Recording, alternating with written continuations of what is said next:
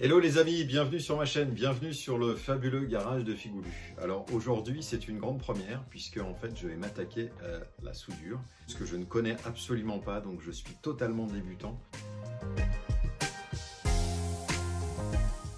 Je vais tester en fait la soudure sur une pièce que j'ai récupérée dans une carrosserie, tout simplement parce que je me suis aperçu que lorsque on a passé le contrôle technique de la pagode, eh bien, les deux longerons arrière avaient été percés pour mettre un attelage. Et donc le contrôleur technique m'a dit allez, ça va pour cette fois, mais il faut quand même que vous répariez ce truc-là. Au-delà de ce problème, moi ce dont j'ai peur, c'est évidemment la rouille, la corrosion et tout ce qui peut avoir comme conséquence. Donc je veux absolument trouver une solution et tant qu'à faire, autant le faire par moi-même. Donc par le passé, j'ai eu un poste MMA, donc électrode enrobée ou soudure à l'arc que j'avais acheté un peu sur un coup de tête comme ça pour essayer. Je m'en suis servi deux fois, une fois pour les sièges sport, je vais vous mettre la vidéo en question en fiche, et puis une deuxième fois beaucoup plus récemment pour souder en fait un boulon à une tige.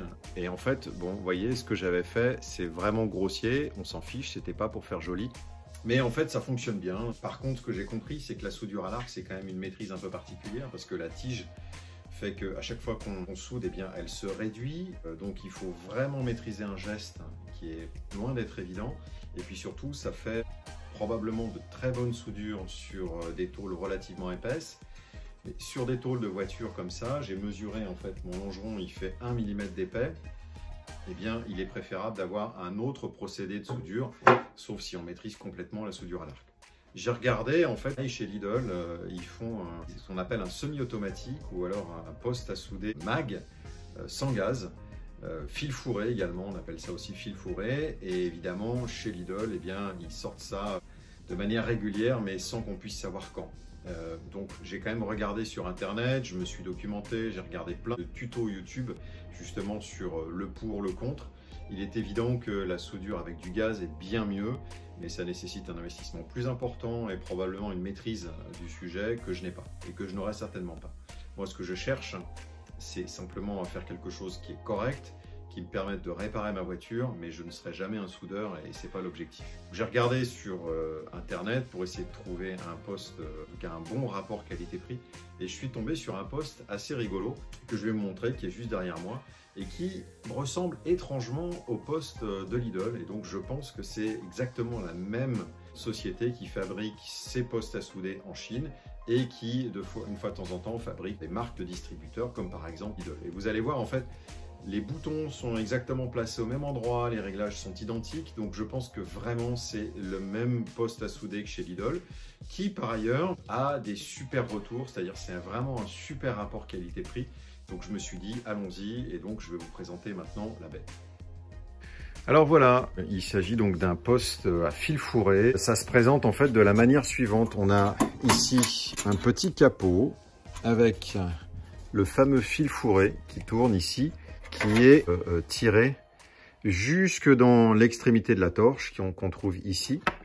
Vous voyez là, il y a le petit bout de fil et en réalité donc le fil passe comme ça et c'est le fil qui est auto-alimenté ici et qui vient se fondre sur le métal qu'on veut souder. Donc je découvre en fait le défaut de ce poste, c'est que il est livré avec quasiment aucune explication. Donc on retrouve ici le bouton on/off. L'intensité, et là c'est pareil, c'est la puissance.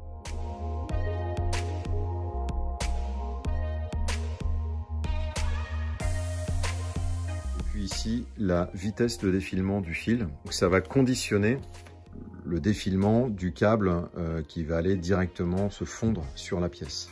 Ici, on a donc l'électrode qu'on connecte directement à la pièce qu'on veut souder.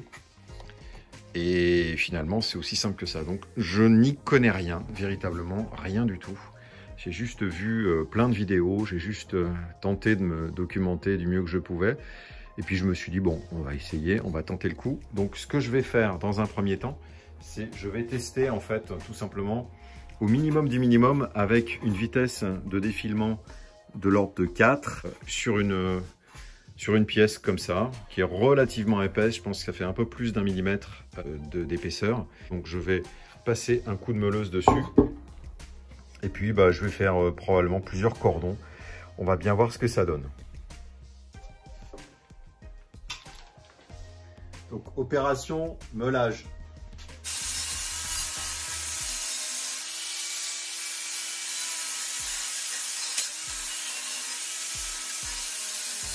Voilà, on va essayer de, je sais pas quoi, en fait, tirer un cordon. Donc, ce procédé de soudure, en fait, nécessite qu'on tire vers soi et pas qu'on pousse.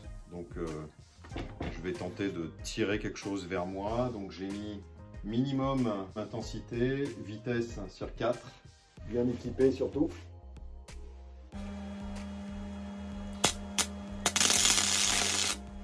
Alors déjà, j'ai fait un trou. Donc c'est pas génial, ça va peut-être un peu trop vite, donc je vais baisser, je vais mettre sur 2.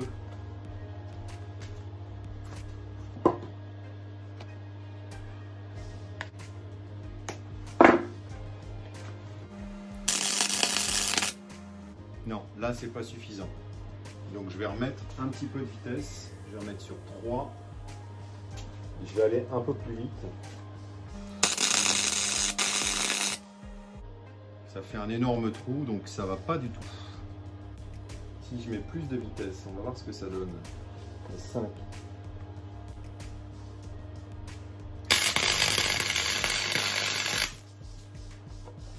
Ça reperce. Hein. C'est fou. Pourtant c'est épais. Hein.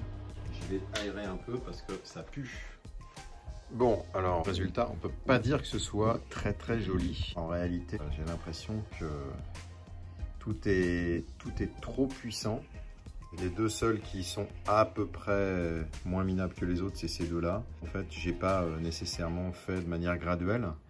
Par contre, ce que je sais dire, je suis resté sur le minimum et l'intensité 1. J'ai uniquement fait varier la vitesse. Donc, il faut encore que je m'approprie le sujet. Et quand je regarde en dessous, c'est une vraie catastrophe. C'est un carnage. Bon, j'ai continué à m'amuser un petit peu et j'ai essayé de pointer cette pièce là que j'avais commencé à découper. En réalité, ça correspond peu ou prou à un des trous que je dois boucher. Et bon, j'avais pas fini de tailler le bout de métal. Mais en réalité, ce que je vais faire, ça va s'apparenter un peu à ça, c'est-à-dire pointer et puis probablement pas faire des cordons, mais des petits points jusqu'à entourer complètement la pièce. Donc c'est ce que j'ai essayé de faire ici. Bon, évidemment, ça c'était pas prévu. Je pensais que ça avait pris. C'est un gros fail. Je ne comprends pas pourquoi ça prend pas. Peut-être que je ne suis pas resté suffisamment longtemps. En fait, la soudure n'a pas pénétré en fait le métal ici. Bon, sur cette deuxième tentative, je me suis un peu rattrapé. J'ai pointé donc cette rondelle et ça tient. Ça tient parce que je suis resté un peu plus longtemps. Et donc en fait, la soudure a pénétré le métal. C'est pas très très beau, mais c'est efficace. Et je vais essayer de continuer. Je vais essayer d'en faire tout autour là pour voir ce que ça donne.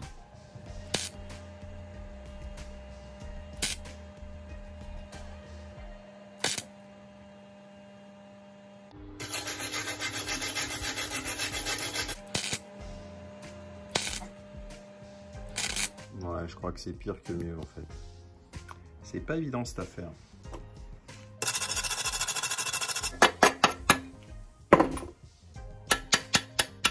Ça tient bien. Bon, ben, en forme de conclusion, en tout cas pour ce soir, voilà mes exploits. Ben, on peut pas dire que ce soit vraiment joli. C'est plutôt un champ de bataille avec des trous de partout. J'ai l'impression que le fil va trop vite, même avec des réglages de vitesse basse. J'ai un fil de 1 mm de diamètre. Est-ce que c'est trop? C'est possible. Donc il faut peut-être que je me paye le luxe de m'acheter une bobine de 0,6 pour voir ce que ça donne. Parce que là, en fait, même avec des réglages mini, j'arrive à faire des trous partout. Et c'est pas très encourageant. Donc il faut encore que je travaille le sujet. Bon, ben les amis, c'est pas terrible. Il va falloir encore que je m'améliore, il va falloir encore que je fasse des tests. Je crois que je vais encore trouver pas mal de tôle.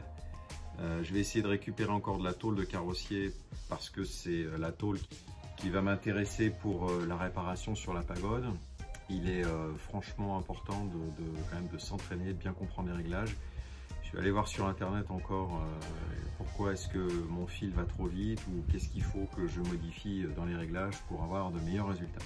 J'espère que vous avez aimé cette vidéo, j'espère que je vous embarque un petit peu dans mon projet. En tout cas, n'hésitez pas à commenter, donnez-moi des conseils si vous en avez. Et puis, on se donne rendez-vous à plus tard sur un autre projet, la moto, la voiture ou je ne sais quoi d'autre. Allez, à plus tard. Salut.